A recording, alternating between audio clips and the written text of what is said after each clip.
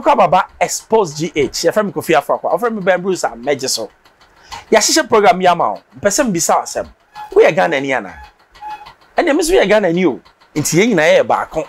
And na menka NDC, menka MPP. Ya kasa ni say o man no. Na na mpese me reading something about patriotism. What is patriotism?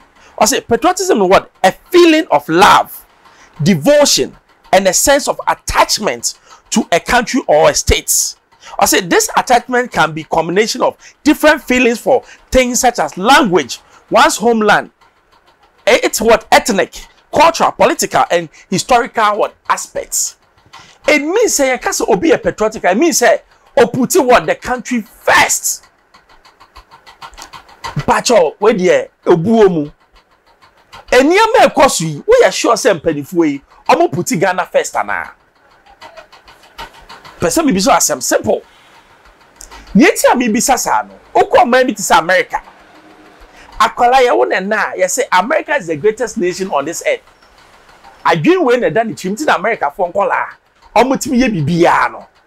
Ghana de ye wo no ye say ohia adokore. Ye ni hwe. But ohwe omanye nyame abless pa the whole world Ghana.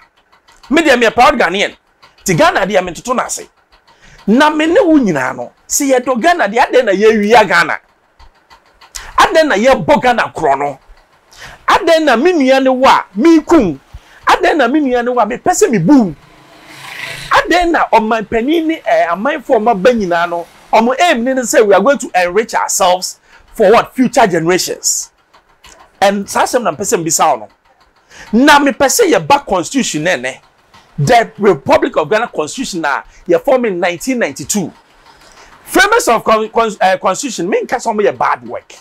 Because at that time na JJ o hwe nsema ekoso ani niam eye na ne ombe ya no maye no. But mambisa asem 92 to date. Are you sure say the constitution is so relevant to Ghana? No. It's a big no. I don't think I make a constitution na yes president Fisua the number of years and somebody can try. Now bisa I say president no buy we are the papa. I don't know who say you better try. We are the papa na obi an tai obi ani wachi na nim say niam oye nyina papa. I don't know who say somebody what try you.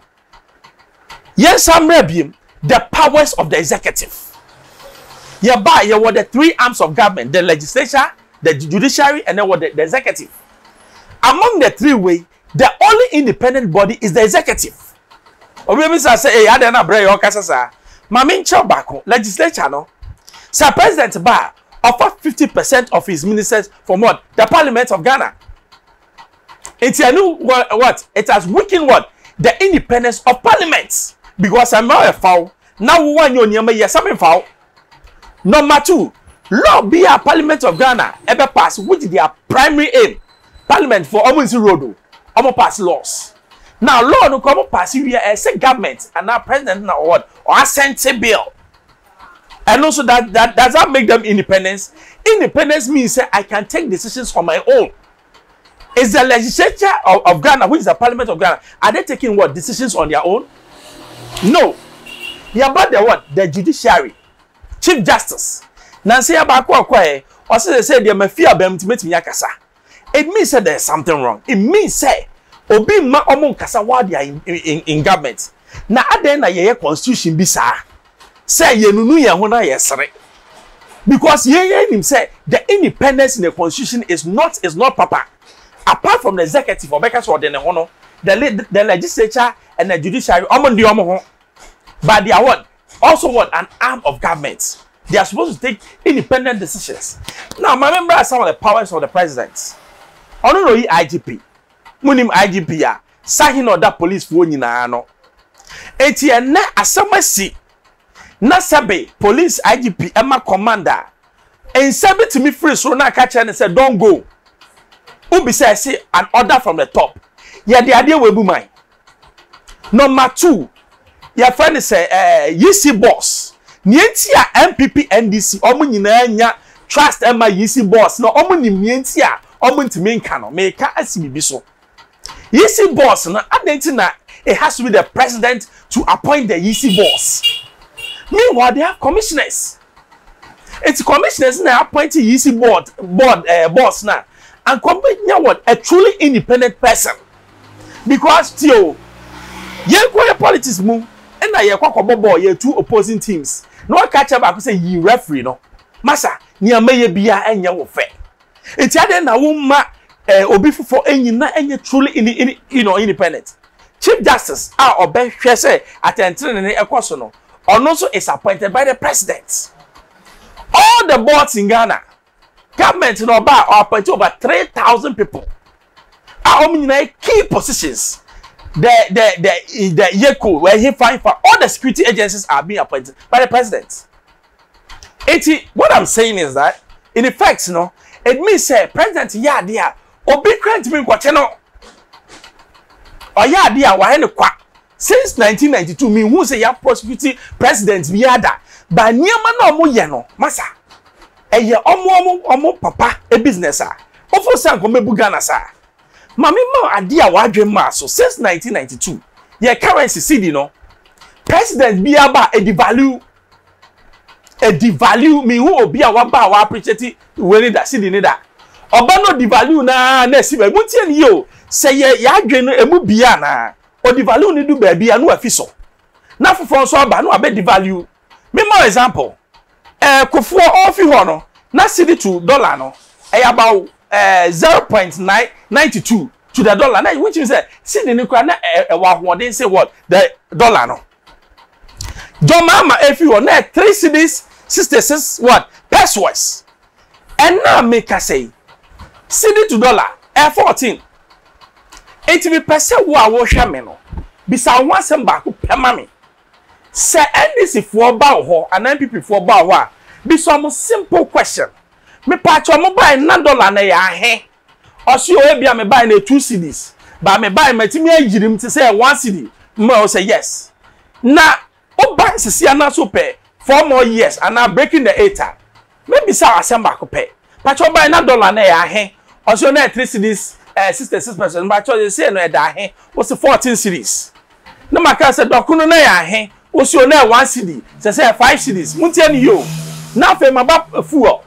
First, auto a gallon of fuel. Now 14 cedis. And no, you're required to say 1 tibida. And then 1 liter. 15 cedis, 22 pesos. 8 years. And they think it's all right. Also, my idea. Hey, now company ben na yebe found say beye obi a obeka companies. Now within a short year, no, depreciation actually near say. Now say my idea. I don't think. But do you know why? We don't hold them to accountable. We don't hold them accountable. You're more behind your pay. Oh, be sorry. Oh, yes. Well, NDC, NDC. And nothing, and America, some Ghananii. And nothing, I don't care about NDC, MPP. Because NDC will come and go. MPP will come and go. CPP. I'm coming forming the foundation of this way. Where are they? UP way. Where are they? Other parties have come and what? Gone. But Ghana still remains the same. It is a way Ghananii na me Ghananii dia. And you come when na yembisa president bi oba se aso wo ba no. Oba be sesa constitution na. Say your constitution oba be sesa. Na everyday business. Say you buy you be disika. You be enriching your home. Then it's not worth it. Say you bet to abapo. I'm telling you. Because abana woto no me to se minchimba ebedi ye. Na Ghana di abani yeto no ye to se ohia no ebe increase. And now uko baby si ohia do kreye. Na se meti bibi na me bre kra ho. Companies wo oman mu about 7 big multinational companies. Omo fi Ghana. Omo fi Ghana no unifa kwa mkwe. Togo and Cote d'Ivoire. Neighbor. COVID no anko Togo. Omo inflation rate 3.6. Cote d'Ivoire inflation rate at 3.6. Other than Ghana, your inflation rate and 24%. It means that your managers of the economy, no, they are not doing things right. They are not correct. What did I make? I say, sir, banks. Young father said, you are doing Mahama 1 year. Now banks need so far. Now who buy near say fast 9 billion SAV banks are. What's the spending 24 billion to collapse the banks. And the jobs are may say because 9 billion I can be saving jobs. A best bank and to save the current situation of Ghana.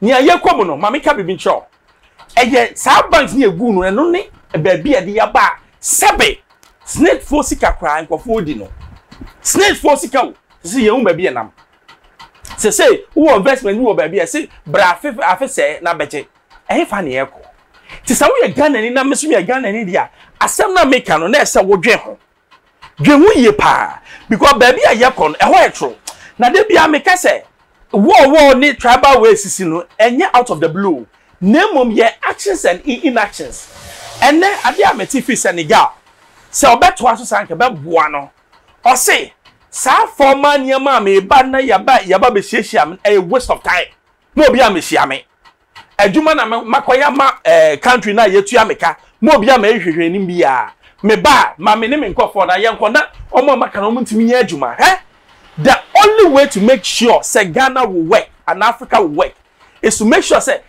hypocrisy na da ho people are making things like they are working and some too are making things that they are paying them no should stop.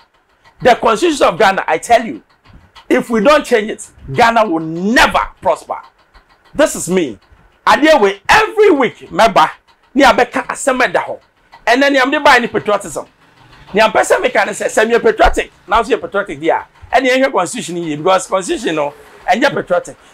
Manuesi, if I'm go fear for Kana Ben Bruce, I Xposed GH. Debia meba ni aboa you no so abomage. Comment section na da o ma. Bibia for say how be afato me ba I'll address the issue. Manuesi, bye bye.